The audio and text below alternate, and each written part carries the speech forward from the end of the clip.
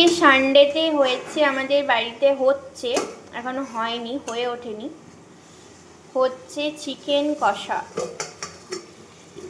Chicken কষা দেখুন কত লোভনীয় লাগছে দেখি। এইরকমই মাখা মাখা করে মা বানায় প্রতিবারে, তো আজকে ভাবলাম আমি একটু ট্রাই করি, দেখি তো ভালোই লাগছে। কষাটা হয়ে গেছে, এবার কালারটা দেখুন গাইস। চলুন একটু হালকা করে জল ঢেলে দেন সার্ভ করা যাক। এখন সব কটা চিকেন এখানে তুলে নিয়েছি।